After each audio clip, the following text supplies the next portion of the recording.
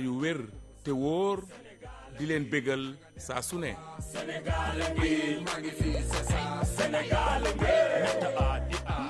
juróom-ñetti waxtu jot ba mat sëkk rajo Sénégal di waxtu bi nga xam ne moom la ñuy dalal ganuk grand entretien bu Salam Sénégal ma ci ànd ak mi ngi Maram Ndiaye nuyu naa la. maa ngi lay fay Ndeye Fatou Ndiaye di amaat mbégte ànd ak auditeurs yu rajo Sénégal ginnaaw ba ñu leen nuyoo di leen baalu àq si fête bi ñu génn te di leen baalu àq di jagleel nuyoo ak suñu gan Mor Dieye jàngalekat la di gëstukat xam-xamam màcc ci wàllu archive doon maître de conférence titulaire si EBAD nekk ab bërëbu jàngalekaay bu nekk si daara ji kaw ji fii si Ndakaaru ñu am mbégte di ànd ak yow tey si biir Salam Sénégal si RTS. Oui, merci beaucoup monsieur Ndiaye maa ngi lay remercier ci invitation bi. di remercier waa RTS de manière générale. Alors waxtaan bi la ko waral mooy démb mooy bëccëg bi nga xam ni moom la ñu jagleel lépp lu soxal wàllu archive si àdduna wërngël képp waaye ay at a ngi léegi doonatul bëccëg kese si semaine lañ koy màggal est-ce que mun nga ñu wax d'abord auditeurs yi nga xam ni ñoom ñi ngi déglu saa su ne EBAD archive lan lay wundu seen liggéey. Très bien jërëjëf monsieur Ndiaye ci question bi am na solo c'est vrai que depuis ay années dafa am benn bëccëg boo nga xam ne dañ ko jagle woon ci lépp ñuy liggéey ci mbirum archive muy journée internationale des archives le 9 juin mais depuis quelques années dañ ko def genre semaine waaw archive nag moom dafa am solo ndax mooy lépp li nga xam si nit doomu aadama daf ci yëngatu la ciy jógee ci ay loo xam ne si daal lu ñuy bind la wala lu ñuy wax mën nañ ne loolu mooy archive maanaam mooy li ñuy wax ci wolof xëy na kàggu loo xam ne si maanaam dañ koy préserver dañ koy denc nga xam ne si ëllëg mën nañu jariñ ci suñu mémoire wala ci suñu liggéey waaw loolu daal daanaka mooy archive waaw. Alors tey ñu koy màggal si semaine bi yëpp d'abord si activités yi laataa ñuy dikkaat si fan mooy tolluwaay si mim réew mi au Sénégal naka ngeen ko fas yéene màggale si semaine bi. Voilà alors ni ñu ko fas yéene màggale mooy ci fële may jàngale ci EBAD ci université bu Dakar Cheikh Anta Diop bu Dakar dañu fas yéene màggal benn bés ci àjjuma ji ñu jëm incha allah yam fukki fan ak ñett ci weeru juin bi ñu nekk nga xam ne si dañ ko bëgg a def waxtaan ci mbirum archive maanaam archive lan mooy njariñam ci administration maanaam ci administration service public bi ak lan mooy njariñam ci mémoire dëkk maanaam ñun suñu cosaan lan la ci archive mën a apporter li nga xam si moom la koy wax ci tubaab mémoire collective donc loolu ay borom xam-xam dañ leen ci invité ñu ñëw ay genre panel yu ñu fay organiser ci bés bi yëpp ay universitaires ay professionnels yoo xam ne si dañuy liggéey ci mbirum archive ak taskatu xabaar yi ñëpp dañ leen ci invité pour màggal bés boobu xamal Sénégal yi lan mooy archive ak lan mooy njëriñu archive. Oui si foofu nga xam ne moom mooy activité bi ak li ngeen bëgg a waxtaanee. Pourquoi ñu tàmm waxtaanee tey seen njëriñ si wàllu administration comme ni ngeen ko waxee. waaw xam nga ci wàllu administration dafa am solo ndax administration lépp luñ ci def.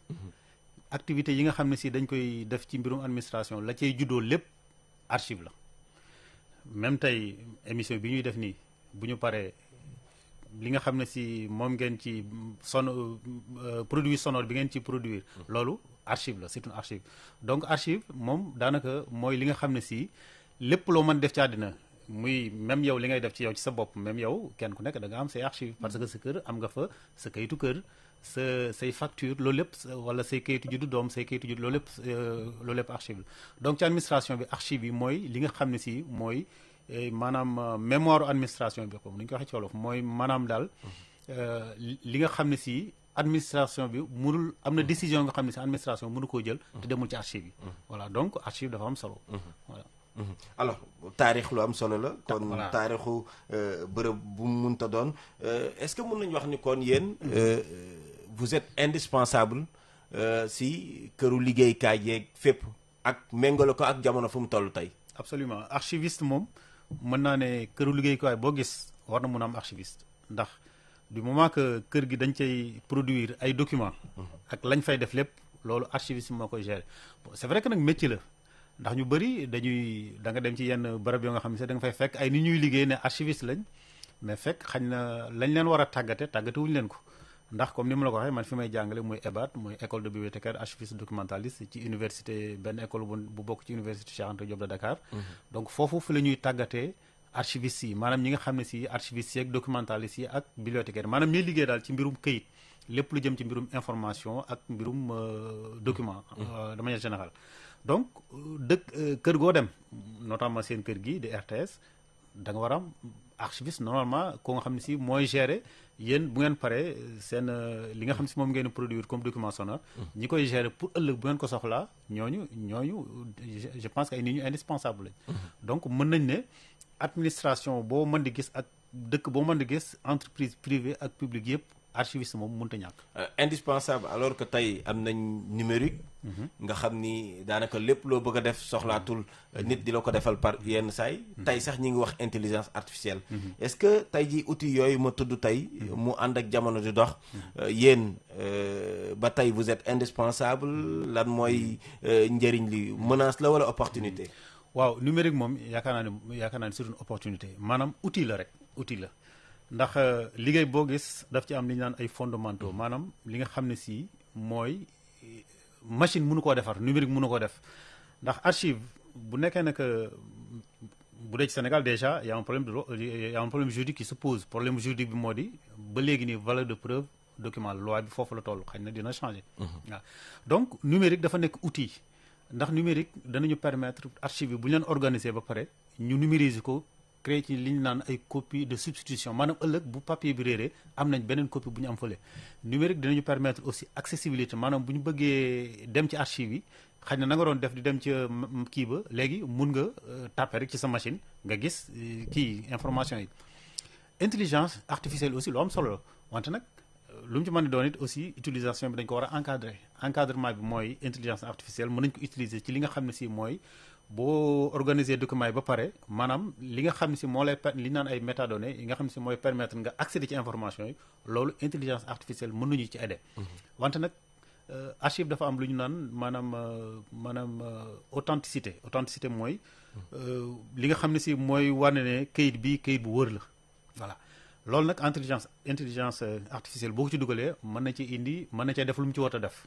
ba tax na nag lu mu ci mën a doone dañ koy war a jëfandikoo ni nga xam ne si daal foofu la war a yem ñu yomale ko fa.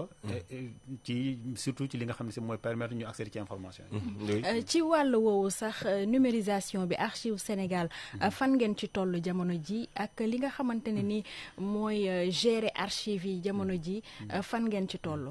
alors yaakaar naa Archives Sénégal tolluwaayam nii xëy na numérisation bi dina xaw a teel ñu koy wax. ndax Archives Sénégal fi ñu toll nii yaakaar naa li mu soxla mooy ñu gérer ko ñu sauver ko ndax Archives Sénégal bu leen fàttali ko ne mi ngi fii soriwul ci seen wet. ci Central Park la nekk. ci centre commercial yaakaar naa nekkul place bi nga xam ne si moom lañ gën a sopp ci conserver loo xam ne si ay archives la. ndax centre commercial am na ay risques yu fa nekk. ay lu demee ne mare de taal yi kii safara feu bu déclaration d'un incendie wala ndox wala inondation et cetera voilà donc Archives Sénégal fi ñu toll nii yaakaar naa ne li mu gën a soxla mooy ñu tabaxal ko benn maison benn kër goo xam ne si fa lañ koy denc préserver ko ba pare nag doog a léegi nag ensuite mun nañu wax lu jëm ci numérisation mais numérisation effectivement lu am solo la voilà mais yaakaar naa Archives Sénégal moom fi ñu toll nii. yaakaar naa li mu gën a soxla mooy ñu wutal ko fu mu nekk d'abord. préserver ko fu ñu ko sauver ba pare après nag doog a jàll ci leneen. waaw fu ñu ko sauver daanaka liñ koy wax bëri na. nguur gu fi ñëw di nga ko wax. mais pour ñu matérialiser ko jafe-jafe la. loolu fu mu toll jamono ji ak ban jàngat nga si am. dëgg la c'est vrai que projet boobu yàgg na.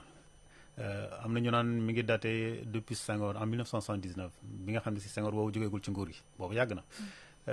léegi ki ko ci wuutu woon mooy Abdou Diouf ba ci ñi leen ci wuutu ñoom ñëpp ba ci l'actuel président. le président Bassirou Diomaye Faye.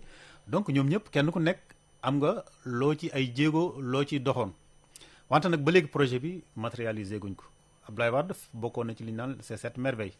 bon le président Macky Sall yaakaar naa joxe woon na sax site fële à Diamniadio mais ba léegi dara xewagul bon ñii fi nekk nguur gu bees gi itam wax nañ ci ay ñi ngi ciy commencé di wax ñaari conseil des ministres wax nañ ne dinañ def tout pour maison des archives ak bibliothèque nationale lu lépp ñu defar ko donc ñun ci liñ leen di xaar mooy vraiment loolu ñoom ñu matérialiser ko ñun loolu la ñuy ñaan. ñoom ñu matérialiser au moins projet boobu parce que lu am solo la. ndax mémoire Sénégal maanaam suñu li nga xam ne si mooy suñu xam nga mémoire mooy lépp loo xam si mi ngi jëm ci suñuy aada suñuy tradition ak yooyu archive daf ci am solo te archive yi dafa nekk archive yu am solo yoo xam ne si mi ngi daté depuis jamonoy colonisation même côté esclavage sax ba léegi. donc mu nekk li ñu naan patrimoine bu nga xam ne si dañ ko partagé ak yeneen réew ak France ak yeneen dëkk yi nga xam ne si dañoo bokkoon ci mbootaay googu ñu doon wax AOF mooy Afrique occidentale française. donc loolu am na solo goo xam ne si je pense que ne mérite ne vraiment ñu wut une maison des archives ñu tabax ko. ñii fi nekk ñun ñoo ngi am ci ñoom yaakaar te yaakaar naa ne danañ ñu matérialiser projet boobu nga xam ne si comme ni ma la ko waxee mi ngi daté depuis 1979. alors yeggali laaju Ndeye Fatou bi rek maanaam situation bi tey jii lan mooy situation wu archive u Sénégal au delà de bërëb bi ñu leen war a jox lan mooy situation bi est-ce que tey jii taarixu Sénégal yëpp mun nañu wax ni ñun denc nañ ko fu wóoragum. alors taarixu Sénégal bi bu dee dama référé ci li ma wax sànq dencuñ ko fu wóor. ndax taarixu ndax maanaam li nga xam ne si mooy jëmmal taarixu Sénégal ndax xam nga archive mooy permettre ñu bind taarixu Sénégal fi ñu ko denc nii mën naa ne place la boo nga xam ne si du fu wóor ndax centre commercial c'est pas le lieu le plus indiqué donc mën nañ ne fi ñu toll nii Sénégal maanaam suñu mémoire ak suñu taarix li nga xam ne si moom la ñu ko war a bind ëllëg fi ñu ko denc à tout moment loolu mën na disparaître. waaw loolu daal la mën a wax. wax dëgg yàlla mooy li nga xam ne si moo am. alors mën na disparaître à tout moment. mais tey gis nañ ni daanaka comme ni ma ko waxee sànq rek wàllu numérique bi. am na si solo lool est-ce que jàpp nga ni ginnaaw tey ji ñu am fu ñu ko denc waruñoo xool naka la ñuy def ba numériser. li nga xam ne rek moom mooy archive yooyu noonu. waaw loolu dëgg la numérisation bi lu am solo la ndax numérisation bi mooy danañu permettre comme fi ñu ko denc wóorut même bu mara détaillé bu demee itam dina am ay traces yu fi des. voilà mais xam nga loolu lépp comme ni ma wax sànq xam nga numérisation souvent dañ koy wax wante dafa am lu ko jiitu. numérisation classement organisation moo koy jiitu ndax bu nekkee nag da ngay jël benn fonds li ñu naan un fonds d'archive maanaam tey RTS seen archive yëpp ñu numériser ko sans pour autant ñu organiser ko boobu da nga am ay données yu nga xam ne si kenn du ko mën a exploiter léegi nag foog ñu organiser ensuite ñu doog a numériser ba tax na man li may ñaan mooy vraiment ñu jéem a dimbale c'est vrai que nag mënuñ ne aussi amuñ maison des archives que duñu organiser loolu itam aussi il faut l'avouer parce que au Sénégal quoi qu'on dise situation archive yi dafa xaw a doy waar ci ministères yi dafa doy waar situation bu doy waar la ndax c'est très rare nga fekk ay archives yoo xam ne dañ ko organiser de manière li nga xam ne moom la waree. donc ba tax na aussi ñun man ci la bokk ñun ñi nga xam ne ñooy professionnels yi ak ñi koy jàngale itam dañu war a góorgóorlu ba di jéem a organiser même si bu ñu amul maison bu nga xam ne si moo koy préserver mais ñu jéem a organiser ba nga xam ne si loolu dinañ mën a numériser créer ce qu'on appelle des copies de substitution yi nga xam ne si dina mën a permettre ëllëg lu xewit ñu am foo nga xam ne dañ leen fa retrouver. tey ñu ngi wax bonne gouvernance transparence ak lu nu mel loolu dafa mel ni yéen itam am ngeen si kàddu am ngeen si taxawaay de. jërëjëf ci question bi ndax question bi am solo la bonne gouvernance transparence mënuñ ko wax sans archive mënut a nekk.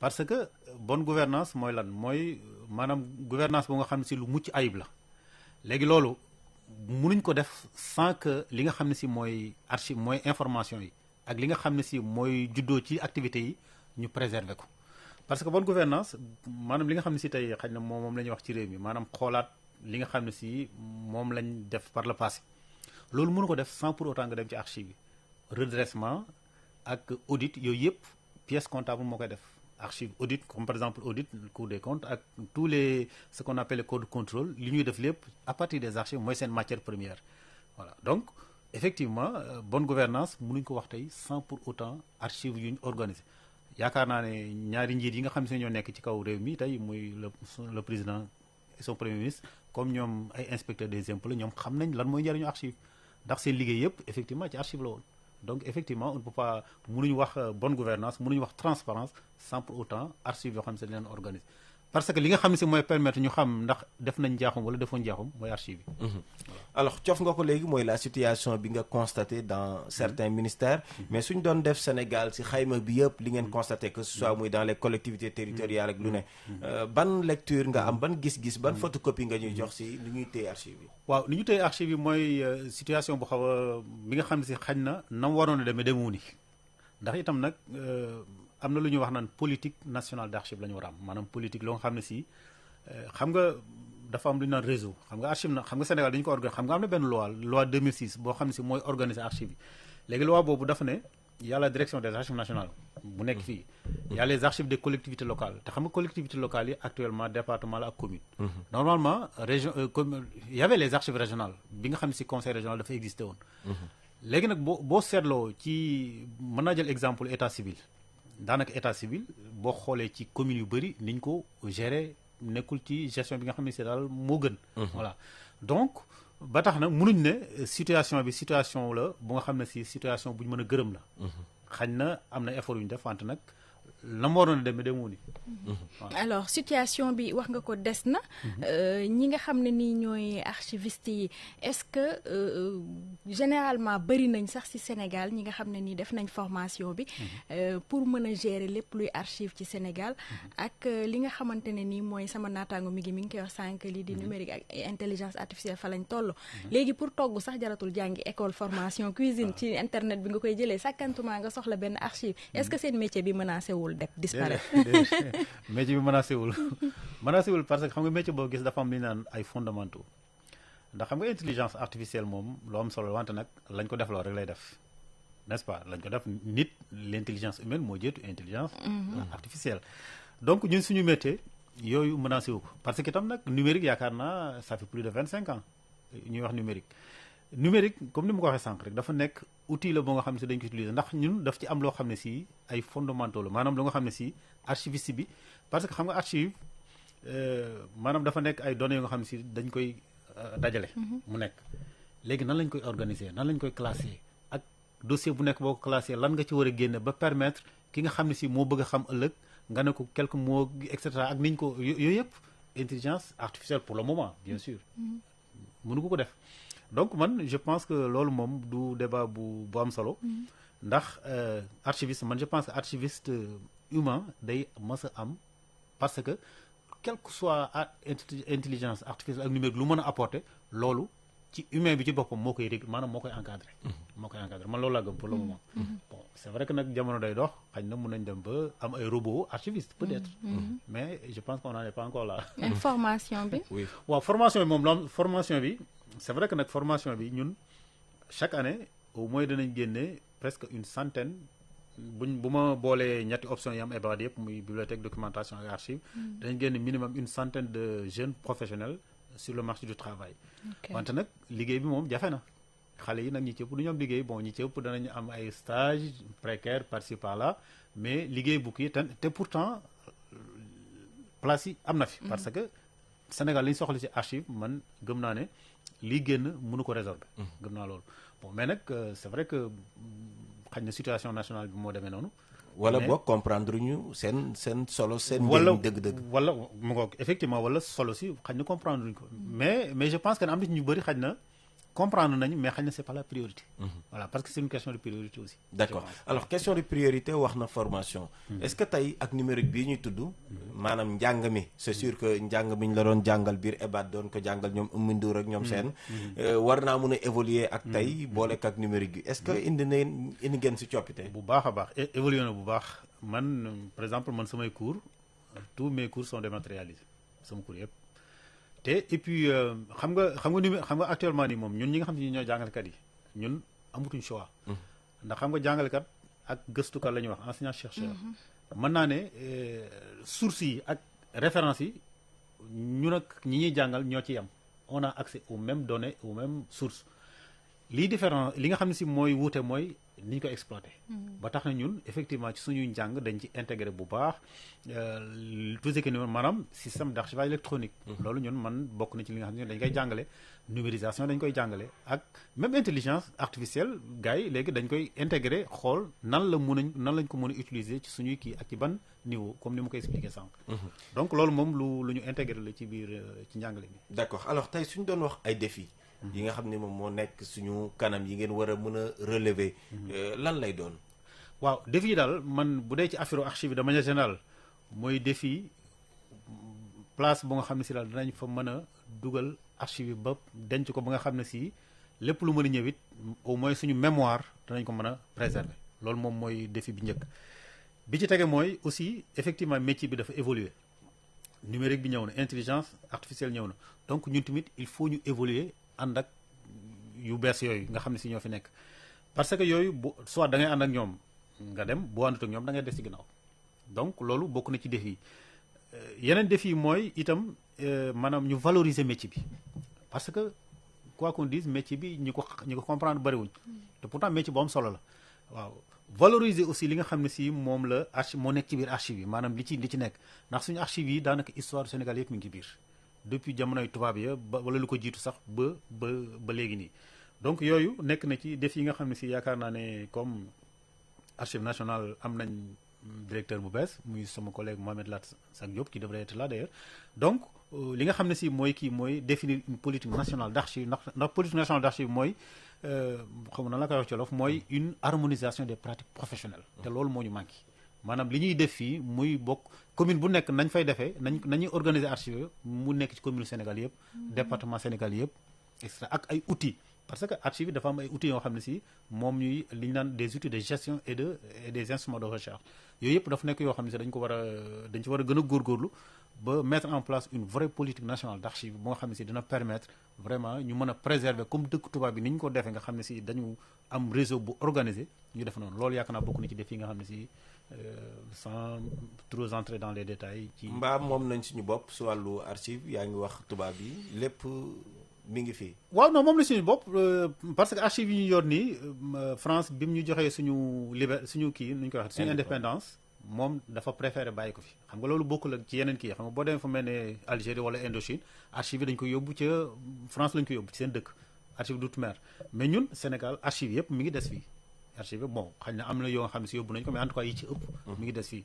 donc loolu sauf peut-être les archives de Thiaroye 44 mais ça c'est autre chose c'est un autre débat mais archive yi moom ñu ngi fii kon mun nañu wax kon seen métier bi wàllu archive pouvoir la c'est un pouvoir parce que ce sont information fan lay jógee ci archive donc le pouvoir de l'information yéen yaakaar naa journalistes yi yéen xam ngeen loolu donc effectivement man souvent dafa am ñoo xam ne si par le passé ci ay formation yi def parce que EBAD dañoo am si formation à la carte da ngay gis kenn mu ne man de léegi dañ ma yóbbu ci archive yi am na ci koo xam ne si bon dañ ko kii yoon xaw na yàggal tuuti mais ma ne ko foofu ñu la yóbbu mooy point bi gën a stratégique parce que information yi maanaam lépp li nga xam ne si mooy information ci biir ci organisme bi yow yaa koy gérer donc loolu am solo la donc pouvoir bon pas au sens régalien du terme mais en tous les cas c'est un pouvoir alors Ndeye Fatou notre invité c'est Mor Diaw il est enseignant Dieye autant pour moi donc Mor Dieye il est enseignant chercheur donc à l'EBAD, une école qui se trouve donc au sein de l'université Cheikh Anta Diop de Dakar. Cette semaine, on célèbre donc les archives partout dans le monde. Quelle est la particularité de cet événement au Sénégal? Alors la particularité de cet événement mooy ñun ren dañ ko nar a célébrer en collaboration. Oui, donc en wolof après on va le faire en français. waaw dañ ko nar a célébrer ak ñu ànd ak ceeg waa Archives nationales du Sénégal. donc EBAD ren da koy célébrer ajuma bi ñu jëm incha allah maanaam thème bi nga xam si moom la ñu retenir mooy archives yi lan mooy njariñam ci administration ci administration publique maanaam lan la mën a jariñ ci administration yi. ak aussi politique nationale d'archives bu ñu ko mettre en place lan la mën a jariñ ci préserver suñu mémoire. loolu mooy thème bi nga xam si moom lañ kii nga xam ne si ay invité nañ ci ay borom xam-xam. ci domaine bi ak ay universitaires yoo nga xam ne si. àllarba lay doon fii ci. université ajuma plutôt ajuma incha allah le 13 ci université ci EBAD. D'accord. Voilà, Alors, la dernière partie de cette interview sera consacrée c'est pour la partie française, donc pour les auditeurs de Radio Sénégal qui nous suivent partout dans le pays. Quelle est la particularité de la célébration? Alors, la particularité de la célébration de la Journée internationale des archives, c'est que cette année, effectivement, le thème retenu par le Conseil international des archives, c'est archives accessibles, c'est-à-dire des archives pour toutes et pour tous. C'est-à-dire que toutes les personnes, tous les citoyens doivent avoir accès aux archives. Donc, c'est la thématique internationale. Mais nous, ici, le thème que nous avons retenu, c'est une politique nationale d'archives pour la performance des administrations publiques et pour la préservation de la mémoire, de la mémoire collective. Alors, pourquoi ce thème il est important aujourd'hui? Bon, il est important parce que c'est un thème actuel. Parce qu'en fait, quand on parle de la performance administrative, c'est un peu tout ce qui permet à l'administration de mieux fonctionner. Et ce fonctionnement ne peut pas être assuré sans une bonne circulation de l'information. Et une bonne circulation de l'information suppose une bonne organisation des archives, n'est-ce pas? Donc, c'est la raison pour laquelle, effectivement, nous avons choisi cette thématique. Au niveau national, bon, c'est un choix que nous avons fait. Donc, la collaboration entre la direction des archives du Sénégal et l'EBAD. Donc, effectivement, la transparence dont on a parlé tout à l'heure, la performance, tout cela ne peut pas être assuré sans une bonne organisation des archives. Alors, quelle est la situation des archives publiques au Sénégal présentement? Alors, c'est une situation très préoccupante, extrêmement préoccupante, parce que les archives nationales du Sénégal sont conservées dans un centre commercial, à côté de chez vous, au Central Park. Et tout le monde sait que ce n'est pas le lieu le mieux indiqué pour conserver des archives, parce que aujourd'hui, les archives nationales sont exposées à tous les risques. Risques d'incendie, risques d'inondation, etc. Et tout le monde sait que s'il y a un départ de feu, ça peut effectivement anéantir toute une mémoire collective, n'est-ce pas? Donc, la situation n'est pas la meilleure. Mais nous avons l'espoir, avec les nouvelles autorités, qu'effectivement, une maison des archives sera peut-être construite. La vieille doléance? La vieille doléance qui date de 1979, de Senghor. C'est une doléance qui a traversé pratiquement tous les présidents du Sénégal jusqu'à l'actuel. Alors, pourquoi cette doléance n'est toujours pas réalisée à vos yeux? Manque de volonté politique? Oui, moi je pense qu'il y a un manque de volonté politique et il y a un problème de priorité. Et pourtant, les archives, quand même, constituent une matière d'une importance capitale. Parce que c'est la mémoire collective. Au-delà de l'administration, au-delà de ce que les archives peuvent servir à la performance administrative dont on a parlé tout à l'heure, mais c'est la mémoire collective. Qu'est-ce que c'est qu'une mémoire collective? C'est-à-dire que c'est ce que nous partageons, c'est ce que nous avons en commun. Ce sont nos civilisations, ce sont nos traditions, ce sont nos coutumes, nos religions, etc. Tout cela se trouve dans les archives. Donc, il y a un manque de volonté politique. Parce qu'un projet qui date de 1979 et qui a traversé tous les présidents, donc s'il y avait une petite volonté politique, moi je pense que le projet devrait être réalisé. Bon, tout ce que nous pouvons, c'est maintenant compter sur les autorités actuelles, effectivement, pour effectivement réaliser ce vieux projet qui date de plus de 45 ans. Oui. Quelle est également la situation dans nos administrations? Certainement, vous avez dû faire le constat. Quelle est la situation dans les administrations ici au Sénégal? Alors là, comme je l'ai dit tout à l'heure, la situation dans les administrations, c'est une situation qui n'est pas très bonne, voilà, pour dire vrai. Parce qu'en fait, dans les administrations, à l'époque, il y avait ce qu'on appelait les missionnaires d'archives, c'est-à-dire que des archivistes qu'on recrutait et qui étaient affectés aux différents ministères. Toujours, il y a des archivistes dans les ministères. Mais parfois, il y a peut-être un manque de personnel. Mais, en tout cas, moi, sans citer de ministère quand même pour ne pas stigmatiser, mais dans certains ministères, la situation, elle est vraiment préoccupante, très préoccupante. Parce que vous trouvez dans une salle des archives, des dépôts, ce qu'on appelle des dépôts sauvages, en vrac. Donc des archives qui sont complètement entreposées, voilà, mélangées avec des pièces ou bien autre chose. Donc ça, c'est pas une bonne situation. Au moment où on parle de bonne gouvernance, transparence. C'est ça, voilà, effectivement, au moment où on parle de bonne gouvernance et de transparence. Donc là, je pense qu'il y a un travail qui doit être fait par les professionnels des archives, mais aussi par un apport que le gouvernement doit apporter effectivement à la bonne gestion des archives. Alors, quels sont les défis à relever? Alors, les défis à relever, moi je pense que le premier défi, comme je l'ai dit tout à l'heure, c'est la construction d'une maison des archives. Parce que il y va de la survie des archives. Il faut que cette maison soit construite. Ensuite, il faut une meilleure valorisation des archives et du métier de l'archiviste. Parce que le métier de l'archiviste, c'est un métier qui n'est pas très bien connu, quoi qu'on dise. Donc, il faut de la valorisation, mais il faut aussi intégrer les nouveaux outils, notamment intégrer le numérique, ce qui est déjà le cas. Il faut intégrer l'intelligence artificielle. Tout cela, quand même, doit être encadré, n'est-ce pas? Donc, le défi, c'est un défi de préservation, et la préservation ne peut être assurée sans une maison des archives qui permettra effectivement de les conserver dans des conditions répondant aux normes. Parce qu'il y a des normes. Il y a des normes de conservation, par exemple. Voilà. Il y a des normes, ce qu'on appelle en termes de température, en termes de... Même le site qui doit abriter la maison des archives, il y a des normes. Il y a des normes. Donc, tout cela, effectivement, fait partie des défis. Alors, il nous faut une politique nationale, comme vous l'avez dit tout à l'heure, en Wolof. Très bien. Il faut, le plus grand défi, c'est ça. C'est-à-dire qu'à part la maison des archives, il faut une politique nationale d'archives. Une politique nationale d'archives, c'est quoi? C'est mettre en place un système qui permet d'harmoniser les pratiques professionnelles. Donc, il faut un réseau. Le réseau existe, mais il faut un réseau qui soit adapté. Parce qu'en fait, il y a l'acte de la décentralisation de 2013 qui a supprimé les conseils régionaux et qui a supprimé les communautés rurales. Mais jusqu'à présent, on parle des archives régionales qui ne doivent pas exister normalement. Parce qu'en fait, maintenant, on n'a que 2 collectivités locales, en l'occurrence le département et la commune. Donc, on doit parler des archives communales et les archives départementales, ce qui n'est pas encore le cas. Donc, il faut que cette politique nationale soit mise en place avec des outils de gestion. Dans les archives, on parle de cadres de classement, de tableaux de gestion, on parle aussi des instruments de recherche. Donc tout cela doit être fait de manière harmonisée et que ce qui se fait dans une commune soit ce qui se fait dans d'autres, etc. D'accord.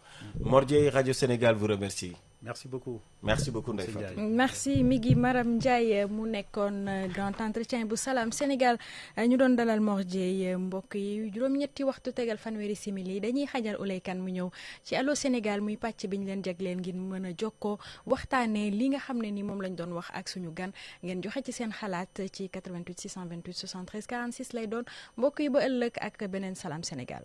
Salam alaikum Sénégal ngi maaleykum salaam Sénégal ngi nanga def sawa Sénégal ngi maa ngi fi c'est ça Sénégal ngi rajo Sénégal indi ay coppite ngir li gën waaye ngir li leen di bégal rajo Sénégal fii la jant bi di fenkee bu juróom benni waxtu jotee ci suba gi Salam Sénégal ay xibaar yu wér te bees ay archive ay fàttaliku ak i chronique bu leen ko kenn nettali juróom-ñaari waxtu ñaari journaliste di leen jukkil xibaaru réew mi ak bitim réew juróom-ñetti waxtu waxtaan ak ganuk Salam Sénégal juróom-ñetti waxtu bu tegalee fanweeri minute Allô Sénégal di jox kàddu gi askan wi plus près de vous émission buy bég ci yéen te di leen yokk bànneex bégee di leen bégee